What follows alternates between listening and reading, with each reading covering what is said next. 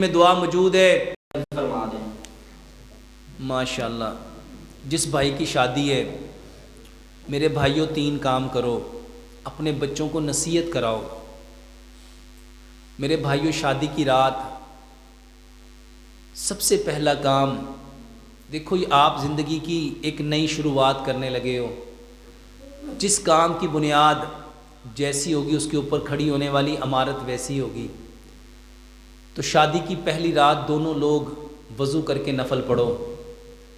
جو میاں ہے وہ امام بنے، جو بیوی ہے اس کو مقتدی بناؤ۔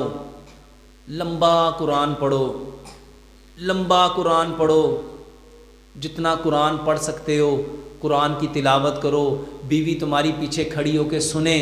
اگر قرآن نہیں آتا قرآن ہاتھ میں پکڑ کے پڑھو۔ اس کے بعد 2 رکعتیں پڑھنے کے بعد خوب اللہ سے دعائیں کرو کہ اے اللہ، میں نے اپنی زندگی میں جتنی کمیاں،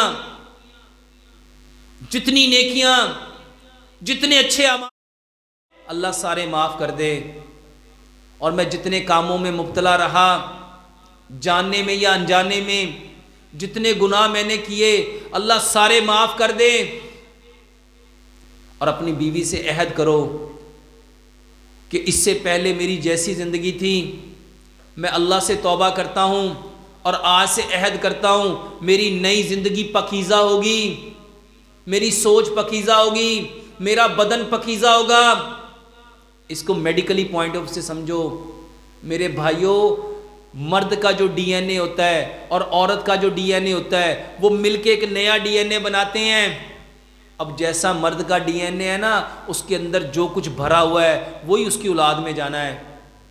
اور اگر اس کے اندر برائی بھری ہوئی، گناہ بھرے ہوئے، گندگیاں بھری ہوئی تو آگے کیا جائے گا؟ اور اگر وہ توبہ کر لے، اللہ کے سامنے روئے، اپنی بیوی کو بھی کہے جا آج سے پہلے جو کچھ ہوا میں نے تجھے اللہ کے لیے معاف کیا، آج سے عہد کر ہم کوئی ایسا عمل نہیں کریں گے جس سے رب ناراض ہو۔ اور پھر میرے بھائیو اس کی پیشانی کے بالوں کو پکڑو اور پیارے پیغمبر جناب محمد صلی اللہ علیہ وآلہ وسلم ایک دعا پڑھا کرتے تھے میرے بھائیو، حسن المسلم میں وہ دعا موجود ہے، اس دعا کو پڑھو۔ اس دعا کی برکت سے کیا ہوگا؟ ان دونوں کے درمیان اگر کوئی بیماری تھی، اس دعا کے پڑھنے سے وہ بیماری ختم ہو جائے گی۔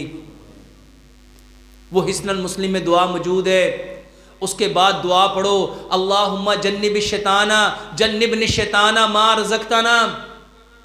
اور پھر میرے بھائیوں، پیارے پیغمبر جناب محمد صلی اللہ علیہ وآلہ وسلم نے جو طریقہ بتایا اس طریقے کے مطابق اپنی بیوی سے صحبت کرو۔